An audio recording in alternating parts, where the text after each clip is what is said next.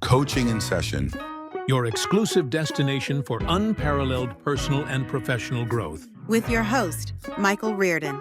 Whether you choose to live within limits or break free, your mindset journey begins here. Welcome, Karen Theimer, to Coaching in Session. How are you doing today? I am doing fantastic. Thank you for asking. Of course. Today we're going to be talking about your work freedom coach. I am definitely an advocate for freedom. Freedom to say what you want, freedom to live how you want, and the freedom to have no limits is basically, what we stand by with the podcast and of course the business. But many people, they choose to allow their freedom to be snatched away daily, whether it be from their own deliberate accord or from, just from what society says they can or they can't do. And I'm excited to get your take on how you help people reclaim their freedom and to live a life that's more free. So, if you could, can you tell us who you are, what you do, and of course, how you help people? Fantastic. Well, thank you, Michael, for having me on your show today. I feel very honored to be on this podcast and share my story. So, a little bit about me. Again, my name is Karen. I live in Ontario, Canada. And it's raining here today. But anyway, how I got into my journey is that I say I'm a cancer thriver. I've gone through divorce. I had a lot of issues with my dad. And so, I've had my fair share of stuff happen in my world, right? And this is how we get our stories and how we become who we are in many ways. However, for me, after my divorce, and then I was turning 50, this was back 2017, something like that. I was just like, wow, I'm turning 50. Now what? This is how the first part of my life looked like. How do I want to live the second? Right. And I just felt stuck. And I thought, okay, well, here I am. I now have a single income. Now what do I do? And I remember going to an event. I'm part of a network marketing company that I've been with for a long time, and it's really changed my world. And I remember going to a network marketing event, and the speaker had said one sentence. If your life hasn't changed, well, maybe it's more than one sentence, but if your life hasn't changed in the last year or two, go find out what your blocks are. And I thought, oh my God, I have lots of blocks because my life hasn't changed. I was stuck. My business was falling apart. My marriage fell apart. Just all these things. And I thought, I don't get it. So I reached out to one of my mentors and I said, Dr. Bob, I said, what do I do? I've got this thing called a block. I don't even know what that is. All I know is my life felt like it was falling apart. So I went and he said, go hire a coach that understands your industry of health and wellness and go see what your blocks are. So that's what I did. So that's what started my journey, is that I started to understand how my mind was wired, how my brain was wired, and all these limiting beliefs that I had. Because most of the stuff that happens to us, there's a limiting belief somewhere. So fast forwarding, when we had the lockdown, I just went, you know what? I'm going to take a coaching course. I want to help people. So I took NLP, and also I'm a breathwork facilitator. And I thought, you know what? I want to help people change their world and find their freedom. So what does freedom mean to other people? Because freedom is different for everybody.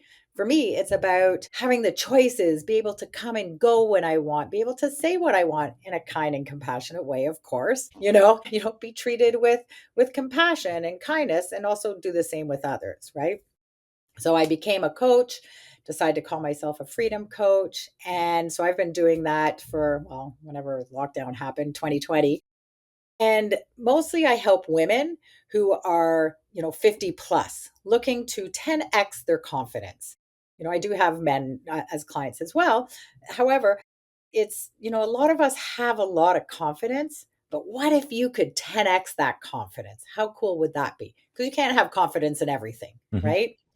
So that's what I do, is I help people, move forward without the guilt, without the shame, letting go of limiting beliefs, and find that thing that gives them that freedom, that peace, that joy in their world. Because I feel like we need a lot more laughter and joy in this world, especially right now. Very true. I love one of the things you said earlier. I'm not even sure you were thinking about it, but I was. When you said it was raining outside, sometimes in life it's going to rain, right? So, it's not always going to be sunny days. And I can't imagine how many people they want those sunny days where they can go to the beach and they can go drive with the windows down. Here in Texas, people don't know how to drive when it's raining, right? Because we don't get a lot of rain. But recently, we've been getting torrential downpours of rain. So I think people are acclimating to the rain, saying, I have no choice but to drive in this rain. But then if we not talk about just driving in the rain and how it can inconvenience your day, we can talk about what rain is. And I think of when we're younger, right? We have so much more freedom to how we see the world. And then the limits we basically instill in our minds, start to tack on as we grow older. For example, like my son, he's 3. He goes out, he steps in puddles and he's jumping and he's getting wet. He doesn't realize that he's going to get cold. He doesn't realize that I have to change him and dry him off and give him a bath. He doesn't realize how much work he's causing me, but he's enjoying himself. He's enjoying life. And it goes to that quote of some people get wet and some people feel the rain. And we have gone so far from feeling the rain where many people they don't even feel life. How can you help people, or how do you help people start to feel life again? Well, I love a great question. And I love what you were just saying about your son, because here's a little thing that I love to do. I always say this world is like a giant playground. And it's important to bring out that inner child of us to allow ourselves to play. So, yesterday, I'll share this quickly. Yesterday, it was raining and we had huge puddles. And I live out in the country and I was wearing my rubber boots. And you know what I did? I started jumping up and down the puddles Mm. and splashing in them and getting my dog wet. So, anyway, but it was funny because it just brought me back to this allowing myself to play like a child, right? However, sorry, what was the question again? Basically, like how do you help people to live free like that? Like how do you help people to say, you know what? I'm not worried about, jumping up and down in this puddle, or I don't want to be like Peppa Pig. Like I'm an adult, right? Because we give ourselves this identity that we're grown up and that we can't play, that we can't enjoy the little things or the simple things. Yeah. So what I do, great question, and thank you for the reminder of that. What I teach people is to tap into that inner child. Like, how do we let go of the fear of judgment? Mm. Right. In order to get the fear to let that go. And it takes time. It doesn't happen overnight because so many people, especially women, are afraid of being judged, right? Because it's just society and life, right?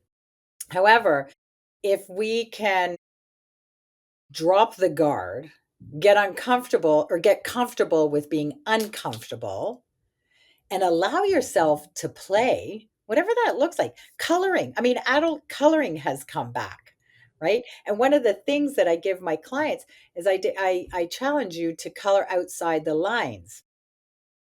That was given to me at one point, and that just weirded me right out. But once I did, I was like, oh, that's actually not so bad.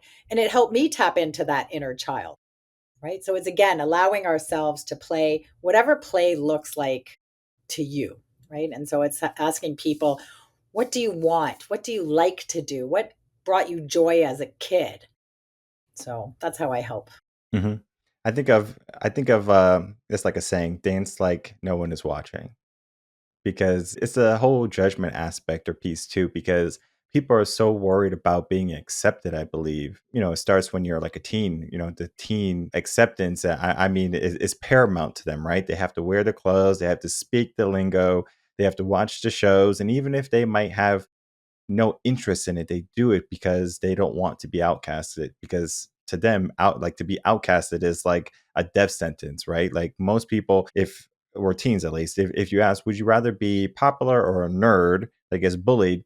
They'll say, I would rather be someone who's not bullied and, to be at least more popular. It doesn't mean that the whole school has to know you. It just means that, you're not on the radar, because, people who might be the outcasts or the people who do things differently or get honors or whatever it be are going to be ridiculed more, because I think what happens, especially during that time, is that they're not focused on their growth in certain individuals. And so when someone else is focused on their growth, they belittle that because it makes them feel better. Because if someone is inadequate, the best way for them to feel adequate is to belittle their, success or their growth. Because if they say, well, that success and that growth is nothing, right? The subconscious mind doesn't realize, what they're saying, right? Because they can look at the other side and say that growth is actually more beneficial rather than me just living my life and going out and drinking and partying and doing whatever. we allow ourselves to go through that phase, or so many people allow themselves to go through that phase, and then it just compounds when you turn 21. Like, "Oh, I'm gonna go party, I'm gonna go drink, and I'm gonna go have a good time," right? Because we have been waiting 21 years of our life to go be free, right? Because there's laws and restrictions, right? We can't drive until we're 16, which is a good thing, and 21 or 18 to smoke, which is a good thing, and then 21 to drink, right, which is a good thing. But then again, there are caps and there are limits, because we can look at what happens like in America, or states that have longer or later limits to like drinking or smoking or driving or whatever. Because if you look at like Italy, for example, there's kids who are drinking wine when they're like 11, 12 years old, right? But they're not going off and partying and saying, all right, let me become an alcoholic, because they have already kind of accepted it's like, oh, it's nothing special, right? Mhm. Because I'm not putting it on a pedestal. So sometimes we're going to have these things in life that is going to say, well, I have finally attained this, right? I can do this finally. I can go, I I like to put it this way. As a kid, you might love nothing more than to eat all your Halloween candy, right? You want to eat it all, right? You get it all, you want to eat it all. And as an adult, you can go out and you can go buy the Halloween candy, right? You can eat it all if you want to, but in a sense, you're like, I don't want to do that, right? You know better, right? You know the cavities, you know how it's going to make you feel, the sugar rushes or whatever it be. You don't do it, even though as a kid you said it would be so nice to eat all the cookies and all the cake. And then as an adult, you don't do it. So it's like we learn from our experiences, but at some point we are naive and we don't necessarily know what we don't know. So when it comes to people and the freedom that they're looking for, right? Some people, they say they want to be financially free. Some people, they want to retire. Some people, they want to be free to travel or relationships or whatever it be. But then once they get it, they realize maybe that wasn't what they were exactly looking for. So how can people become clear on what that freedom is for them? Because anyone can go and buy like a box of Girl Scout cookies and eat them all in one day, right? Like that's not hard to do because they're delicious. But the self-restraint aspect is so key, right? Because there's good freedom and the bad freedom. So let's start to look at both, if we could, the good freedom and the bad freedoms that people can be living in. Well, is there a bad freedom? Well, I don't know. Is it a good thing to eat a bunch of cake? So, well, I think it's 2 separate things, Yeah, right? Like, exactly. no, for your health, it's not, right? So, I mean, and I have a sweet tooth, so Me too. I think like freedom, there's emotional freedom. How do you wanna feel at the end of the day? Do you wanna feel happy, joy, peace, calm? Like, how do you wanna feel? So I think there's an emotional freedom, right? Where you just get to a point where it's like, wow, like if someone, I call them triggers, if somebody that maybe used to, and it's usually family members, but if somebody, is going through something, it's looking at them and just going, wow, they're going through something and this is the best that they can do, right? But it doesn't affect me. And I think that's part of emotional freedom, to not get caught up in other people's stuff, being complete at who I am, being comfortable with who I am, to love who I am, and be happy who I am. I think that's part of the emotional freedom, right? I want to feel peace. I want to feel calm. I'm starting to discover more bits and pieces of how that really feels. Like it's just recently, I'm a very heady person. So I'm learning to, go from my head and into my heart. Well, what does that even mean? And what does that even feel like? Right? Like I had no idea. And it's only recently, because I was at a retreat, that I kind of broke that shield. I wanted to know, what does compassion feel like? In my head, I know what it is. I feel like I'm a compassionate person, but I don't know what it feels like. So it's recently that it's like, this is what compassion feels like. This is what it feels like to open my heart and really just, be compassionate and understand that people are going through their stuff. I think also there's your financial freedom. Obviously, who doesn't want money? And if people say they don't want more money, then there's a limiting belief there, right? I get clients that are like, oh, I don't need anything. I'm fine. I'm happy where I'm at. It's like, okay, well, who told you you can't dream? Somebody's stopping you from dreaming. right? I think it's important to learn how to dream bigger and maybe dream even a little bit faster, right? So then there's the financial, there's emotional, financial, geographical freedom, meaning that, if you like traveling, if you want to just pack up and go somewhere, do you have that option? Right. So I think there's different types. And then there's spiritual freedom, believing that there's something bigger than what we are as humans, which I don't know a lot about that, but I'm starting to learn a little bit more about this spirituality. I definitely believe there's something way bigger than what we are out there, and I do believe in the power of manifesting and the universe and all that, law of attraction. So I think there's different types of freedom. So it's like finding out from people again what brings them joy, what brings them happiness, what do you want? And a lot of people actually don't know because they're not taught this, they're not asked that. We're very clear. I say we because many of us are very clear what they don't want. Most people go, I don't want this, I don't want that, I don't want that in a relationship, I don't want that in my job, I hate this, and whatever it is, right? So they're very clear of what they don't want. So when you ask people, well, what do you want instead? People are just, what? What? I don't know. That's a great question, right? Uh-huh. Well, do you ever like dream? I just had this conversation with a client yesterday, a new client about that. And he's like, but I don't dream anymore. So I just asked him, well, what if you were to dream, what brings you happiness? So he came up with this whole list. Hmm. Well, what do you want to do? Well, if I could, I would do this, this, and okay. So you can dream and you can feel. So it was interesting, right? He's like, huh, that just stumped me. I'm like, awesome, good. It's so interesting how people they just kind of fall into life so quickly.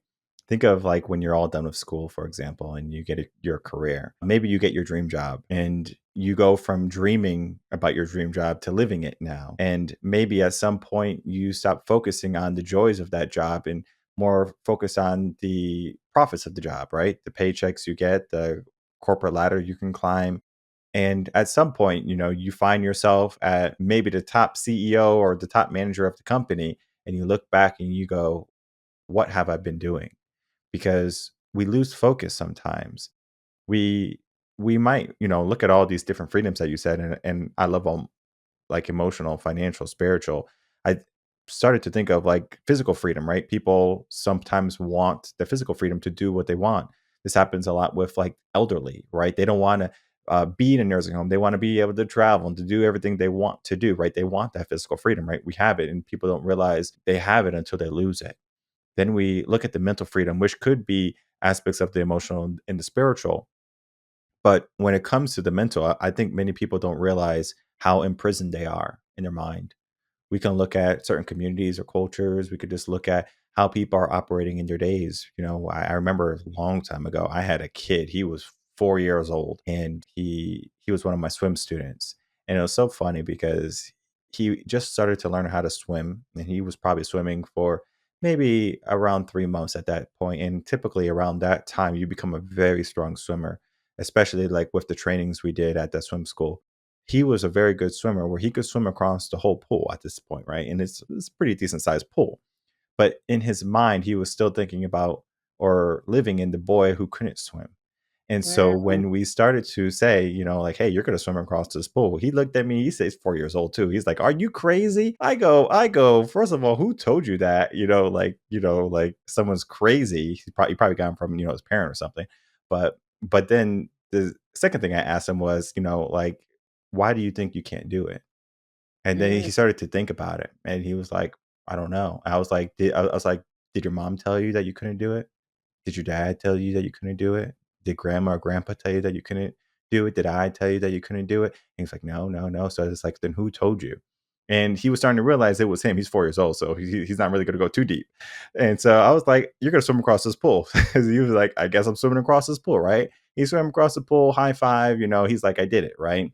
And that solidified our works and our training is moving forward. Because the next time I asked him to swim across the pool, he didn't call me crazy. It would be crazy for him not to swim across the pool at that point because he learned that he could do it. And so, right now, there's a lot of people who are kind of living in a safe zone, right? They're living within their comforts. They're living in a box, if you would. D- You know, if I said that you can only live in a box is that freedom? Is that, it might be comfortable. I'm gonna give you your TV. I'm gonna give you some food. I'm gonna give you your favorite drinks and everything, right? So yeah, sure, I can make it very comfortable for you. But then if I said you can't get freedom, right? I think of the Maya Angelou poem, the caged bird sings for freedom, right?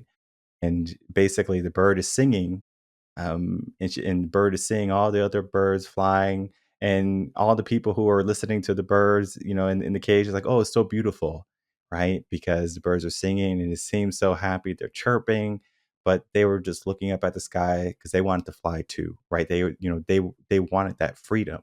And I think at some point, people are living in those boxes and they're looking up at the sky and they want some level of freedom and they hope things will change, but they don't necessarily know how to do it. Or maybe they don't even necessarily want to do the work because success, for example, is not beautiful. Like, yes, the idea of getting success, you're seeing someone's success can be beautiful to the eyes, but the process can be daunting for many people, right? The long nights, the days, whatever it be, people are not going to step past that comfort zone.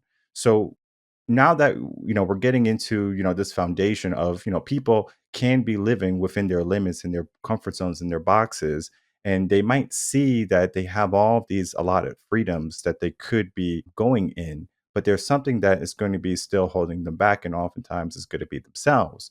So when we start to look at all of these pieces of the puzzle, what would be maybe your five-step process for helping someone saying, hey, let's start to get out of our box, let's get out of our comfort zone? What or how would you approach that process? Great question. It depends. Again, it depends. Everybody is different. So I have a client right now, and we're just about to wrap up our coaching journey together. Well, this part of it, and she wants to start a business, right? And she wants to get into energy work and all this. So I said, perfect. I want you to go out and reach out to three people. I like keeping things really, really simple, right? Because if you make it too big for something, there's the part in their brain that says, oh my God, this is scary. I'm getting chased by a saber-toothed tiger. I'm going to die. Hmm. Right. And then that's what stops you. It's safer. It's easier to stay in the safety zone. And that's what your brain is designed to do. It's too scary to be on the other side. Right. But if you allow yourself to just do one little thing and realize it's not that complicated. And I think if people understand the process of the four levels of competence, which is, and I'm going to come back to the story in a second, which is you watch somebody do something, it looks easy, right? We'll say like doing a podcast, being a speaker, riding a bike, swimming, whatever. You watch someone do it and you go, oh, that's easy. I can do that. And then you go to try it. And then it's like, oh, then you mess up. You forget your lines. If you're a speaker, you do too many ums and ahs. I'm working on that one. That's a challenge for me. One of my goals is to be a public speaker. However, so it's the when you hit the second level and you go to try it, you fall down, you mess up, you can't do it. The part of your brain, which is the amygdala, is the siren that says, like the sirens are going off saying, this is scary. I'm going to be like whatever the chatter is in your mind. I'm going to be judged. I'm going to fall. I'm a failure. I'm a loser. I'm a this. I'm a that. Because it's trying to keep you safe to go to to do the personal growth, right? However, if you say to that amygdala, say to that part of your brain, you know what, I'm safe. I'm not being chased by a saber-toothed tiger. I'm not gonna die. I will be fine. It's supposed to be messy to begin with. This honestly, these steps changed my world. It's supposed to be messy. You're supposed to fall down and pick yourself back up again, you know? And then you go and you realize, okay, well, maybe I need some skills. I'm going to use me in the public speaking because a couple of times people have handed me a microphone and I'm just like, now what do I do? I'm sweating like crazy. My heart's racing. I don't know what to say and a whole lot of just gibberish really in my head. But I realized, you know what? I need skills. You can't just hop on a stage and think you can do this without having some skills. Well, some people might be, but it's rare. So I've started taking a course, like a workshop, I joined something called Toastmasters because they're teaching you how to speak. Okay, so here I need the skills, right? Then the more I practice speaking, whether it be on podcasts, on small little stages, in front of a group of people, whatever that looks like, then it's like, oh, it just gets easy. It's like riding a bike. The more you practice it, the better you get. And then you can teach somebody else. It's like swimming. I'm Hmm. guessing you teach swimming, obviously, right? You weren't born being a swimmer. You had to get skills, right? And then to be able to teach. So I teach people those 4 levels and just say it's okay to be messy. You want it to be messy because that's how you learn, right? This lady that I'm working with, one of her tasks was to reach out to 3 people that you're going to practice doing the energy work on. And of course, each week she hadn't did it. She hadn't reached out to, and these are friends of hers, right? So I said, "What's holding you back?" And she goes, "I don't have everything all in place," because she didn't have somewhere to send people, like to be able to work on them. I said, "Don't worry about that. That's the next step, right? We'll figure that out together. There's options." So what I did with her, I said, "You know what? Here's what we're going to do in this session. You're going to send an email out to these 3 people, right? And you're going to send an email, 'Hey, I'm practicing this. My coach has given me this. Here's what I want. I'm looking for 3 people to practice on.'" You know what? She did those. We sat there. She did took her 10 minutes, something that's taken her like weeks and weeks and weeks of stress. Took her 10 minutes to create the email, maybe even 15, but to create the email and then send it out. And you know what? All those people reached out and said, "I'd love to help you out. I'd love to give you feedback. I'd love for you to work on me." And I asked her, I said, "How did that feel?" And she goes, "You know what? I feel empowered.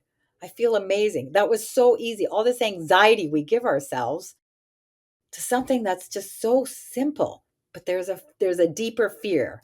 And that's what I like. I love to help people get through that fear, to just break through it, to step out of their comfort zone because I 100% know they're going to be so excited once they do it. And I love when I see my clients break through that and it's like, yeah, I did it. Hmm. Very true. I have a book for you. It's called Steal the Show by Michael Port. Feel And this. it is exactly what you're looking for when it comes to public speaking and being the best public speaker that you could ever be in your life. I love it. And in that book, he talks about how you can be really good. For example, I've done the podcast quite a bit, and I can probably go on stage and I can be decent. But if I prepared something and I did what Michael Port talks about instead of the show, oh man, it would be a phenomenal speech because there's a difference between just kind of doing things and it's okay, and then doing things and it's amazing. And that could Mhm. be life, right? That's being deliberate, right? There are so many people who can half ass things in life, right? You kind of pay attention when you're at your kid's recital or something, right? But you're on your phone, right? Your kids are paying attention to you, right? They see you're not paying attention to them, right? And now that you seem checked out for them, when you want to be checked in, they're checked out for you. So it's like a two-way street, right? But then, I'm sure parents don't necessarily see it that way, but it is very similar to life, right? It's like basically, what you put in, is what you're going to get out of it. Because if you're not putting in anything, like you want the results, very similar to that client, right? If you're not sending those emails out, what are you going to get, right? Maybe you'll get lucky, right? Maybe someone would inquire about your energy work or whatever. But that, is going to be a passive thing, right? And typically that comes with years of work, right? And basically, creating, a name for yourself because there's companies that don't even have to do any type of like advertising because people already know. For example, Porsche, right? They know they don't have to do any type of marketing, right? People know, oh, if you have a Porsche, you have some money, right? And if you have some money, you need a Porsche, right? Right. So they already know how to captivate the people who are going to be purchasing the cars. It's about elegance, right? So if you want to have an elegant life, if you want to be viewed as this person that's whoa, a person of status. And I think we have to get rid of the stigmas because I think stigmas are dangerous in the sense of if I drive a BMW, I'm successful. If I drive a Bentley, I'm successful. Or if I drive a Porsche or I have a Maserati, like all these fast cars, like I go on. But, all these cars are basically a status symbol. When we start to look at these symbols, right, they could be a good thing, right? And I'm not saying that if you drive a BMW, you're a stuck up person who, thinks that they're better than everyone else, right? Like certain people love BMWs, right? But sometimes when they're asked, why did you choose that brand? they don't know why. When we start to look at like these outside stimuluses of prestige, right? Whether it be schooling, Yale, Harvard, big colleges here in America, cars, like what we just talked about, houses, right? 5+ mansions, like bedroom mansions with 7 bathrooms or 50 bathrooms or whatever it be, right? So we look at, oh, that must be better, right? What is better for a person, right? And I know you said early on, everyone is different, right? Like everyone has their own individual needs or desires. But if we had to, guide people to say, this is the lifestyle that I think you would rather enjoy rather than the lifestyle that you've been told. Sorry, what's the It's a conversation, and basically the idea, right, behind the this idea? is I'm gonna say what you need, Karen. I'm gonna say you need a house. It doesn't matter the size, but it has to have a white picket fence. You need to have 2 kids, a boy and a girl. And if you don't have a boy and a girl, you have to keep trying until you get one of each, right? Jeez, Right? So again, I'm just I telling you follow what you you. need, right? You need to have a car, right? It needs to be able to fit your whole family in it, right? So whatever it be, you need to have that car, right? Your car needs to be a certain color. It needs to always be clean. And if your neighbor gets a new car, you have to get a new car. It's called Keeping Up with the Joneses. And then if you like animals, you're going to get a cat or a dog. All right, either or both. All right. If you lose a cat or a dog, you have to keep buying one because there's going to be a stigma on you if you don't have a cat or a dog. You You have got to to have a go on. horse. Yeah, you have to have this much land. You have to wear these types of clothes, right? So I'm just going down a list of all these necessities that I'm giving you, but at the end of the day, they might not be anything of importance to you. Okay, got it. All right. I just wasn't sure. I was like, what's the question here? Yeah. But yeah, so I love your stories. You've got great stories, my friend. I love listening. I'm like, wow, he's got some good stuff here. I think people have told us what we need all our entire lives. As a kid, we're told what to do, how to do it, when to do it. You should be doing this, don't do this. I mean, kids need guidance. I'm not a mom. I'm a four-legged mom. Like, well, I'm not a four-legged, but I own animals. Yeah, yeah. So, that'd be weird. Anyway, so we're told all this. So this is why and then if somebody dreams about the life they want, they're told they're living in the fantasy world. You dream too much. You're living in that was my story, because people kept shutting me down. You live too much in Karen's world. This world doesn't exist. So I stopped dreaming because I didn't think it was possible. And I think we're taught this. So when we ask people, when we ask our clients of like, what do you want? You just ask people, what do you want? People don't know because you've been told your whole entire life that you do need to keep up with the Joneses, and in the media, in movies and TV shows, like all that, and TV shows and stuff. If you're not tall, thin, long hair, Hmm. you're not beautiful, you don't have this as a woman, have this sexy body, you're not going to get the cute guy. So then women will get this body image of like, especially single women, of like, I'm never going to find somebody. Like, what's wrong with me? Where it's like, wait, wait, wait, wait, wait. Nothing's wrong with you, right? I think it's important to stop looking at the outside world and all these material things to make you happy, because a lot of people have a lot and they're miserable. You can have people will say, oh, money will buy you happiness. Well, it can help for sure, but it's not going to buy you happiness. Happiness starts within you. You need to be happy with who you are, love who you are. And I think this is a big piece, is that we go to the outside world to find things that make us happy. Or we listen to what other people are telling us what to do. Like, you need the White House, or, the house with the white picket fence and the dog and the cat. And let's throw out a horse, because I used to always want one. But, and I think we listen too much to that to finally go, well, wait, maybe this isn't what I want. I need to find my own mind, my own voice, and learn again, come back to what is it that you want? Mhm. Very true. I thought when I was still living in Connecticut, I live in Texas now, and I was looking at neighborhoods I would buy my home in. It's very, very wealthy neighborhoods. And I was like, okay, I'm going to live in this home. It was a very nice home. It was like perfect for a single guy. And I was like, okay. I was looking at houses. I was like, this would be a nice house, right? But then, I fast forward my life till today, right? I was like, that would be a terrible choice of house just because of the location, the practicality of it. I mean, you have kids, they go to break the windows. I mean, it's like it's stuff that could happen with that house. Right? It wasn't friendly for a family. And, sometimes we can only see as far as we can see. That might just be, looking out the door if you're in a room, right? You can just see out the door, right? Can you see into the kitchen? Can you see more? I think one of the reasons why people like open concept living today is so they can see a little bit more. So Mhm, they are not afraid to, widen their view mhm. because at some point, back in the, early 50s and 60s, homes were, very claustrophobic. And now you can't sell a home unless it has 9-foot vaulted ceilings. We got some issues today. We need some room to move, right? And we need some room in our life to be flexible and to grow.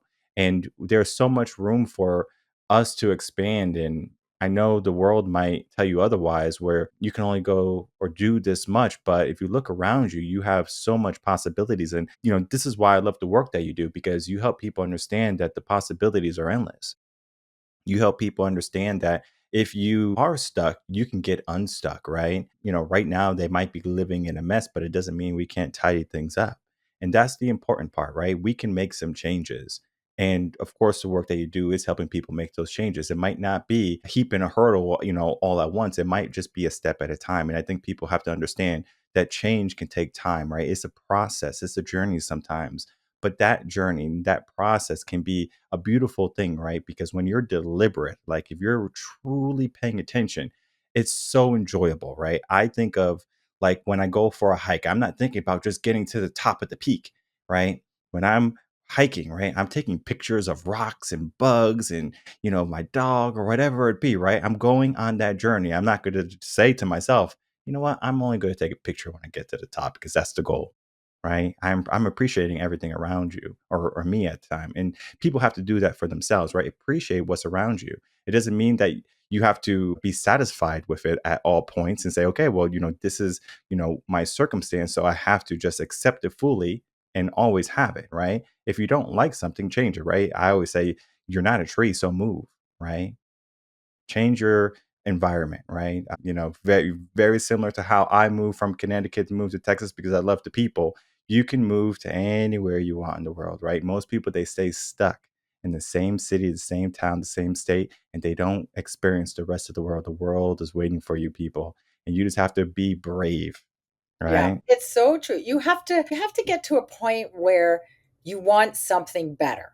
Like I kept saying to myself, there's got to be more to life. I've said this since I can remember. There's got to be more to life than what I'm living.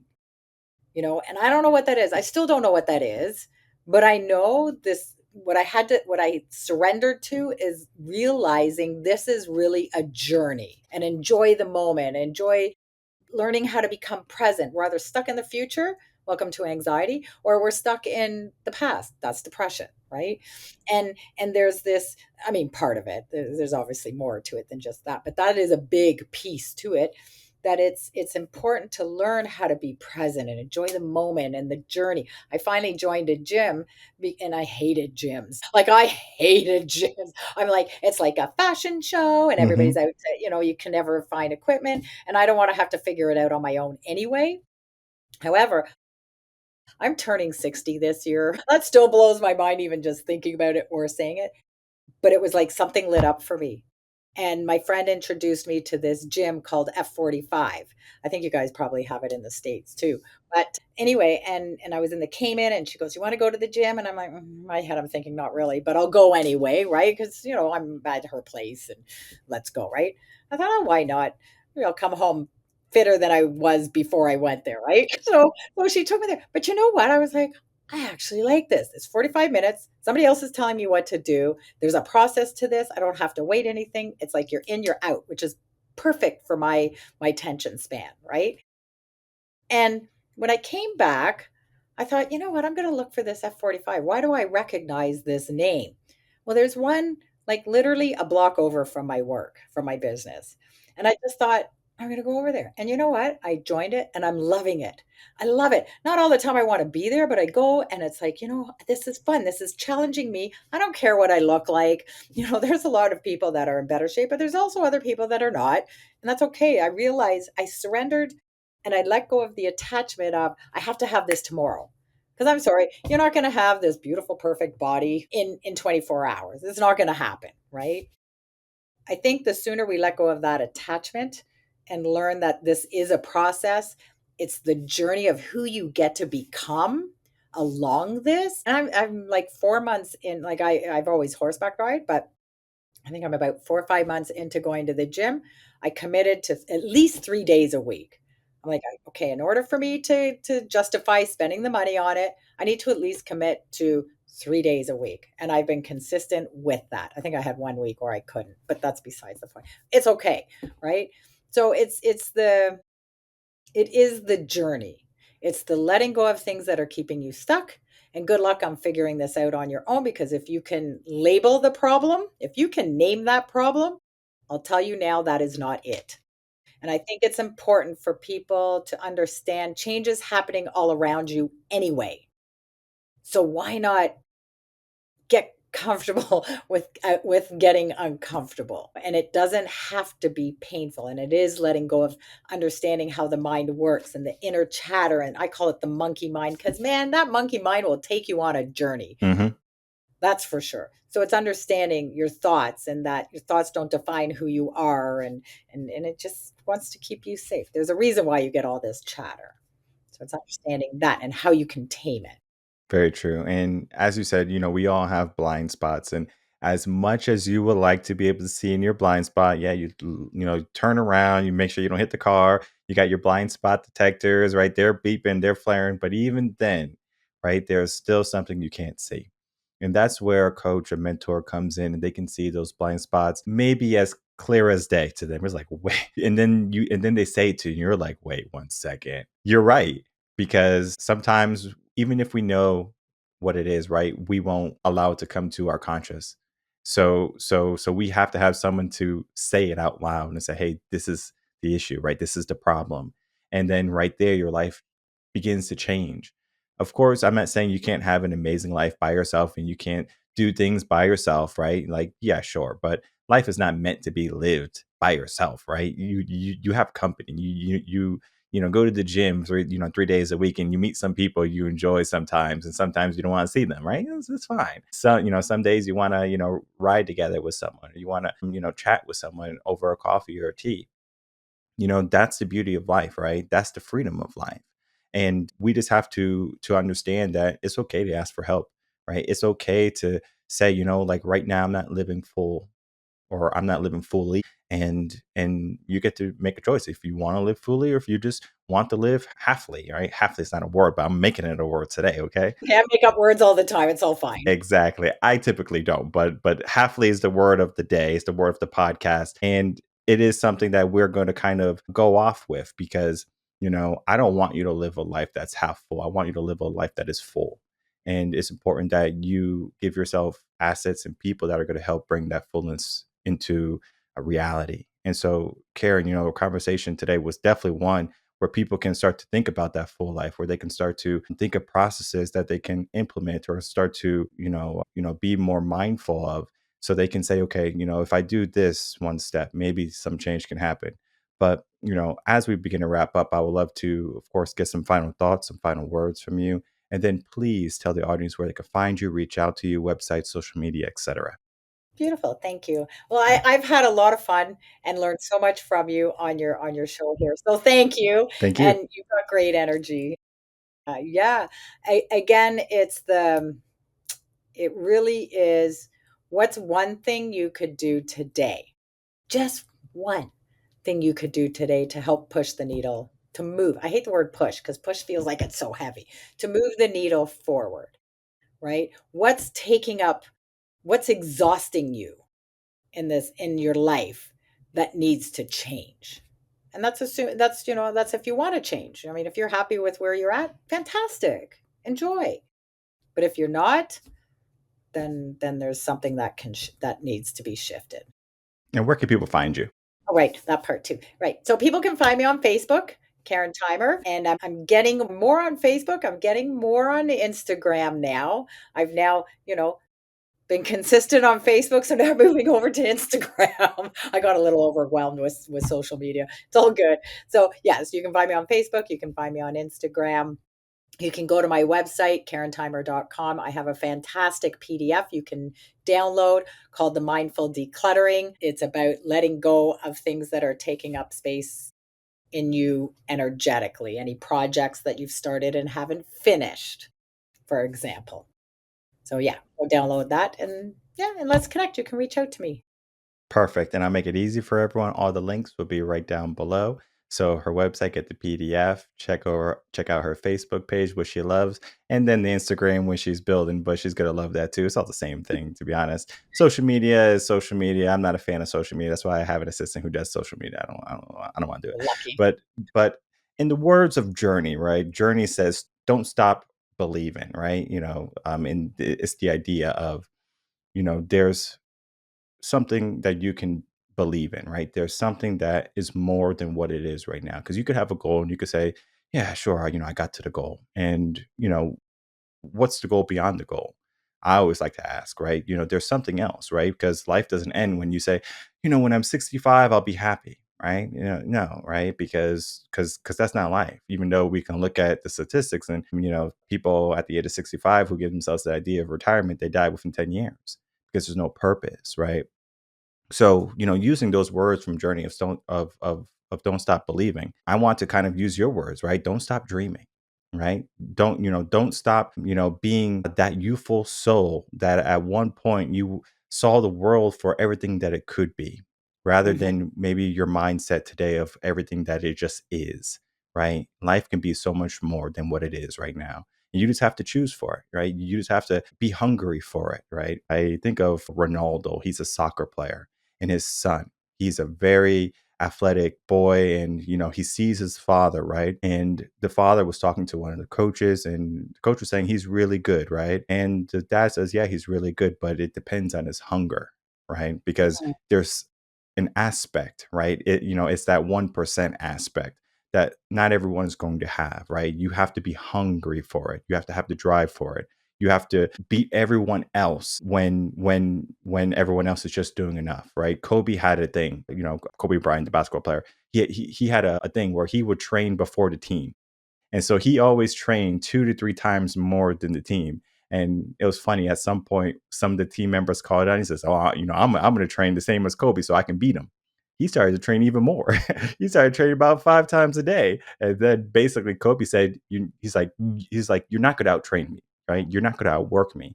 And then eventually they fell back into their stoop, right? You have to have that hunger of being able to outwork everybody, even yourself, right? Because at some point you're going to say, let's take it easy today. Now, I'm not saying you can't go on vacation and spend some time on the beach, but when you're all done with that, right? What is your drive, right? What is the freedom you're trying to attain? And so all the links are right down below. Reach out to Karen to start to live and to start to attain that freedom is so important. And we can't stop dreaming. So I do want to thank you, Karen, for coming on, spending some time, and of course, talking about your work today. Thank you so much. Thank you so much.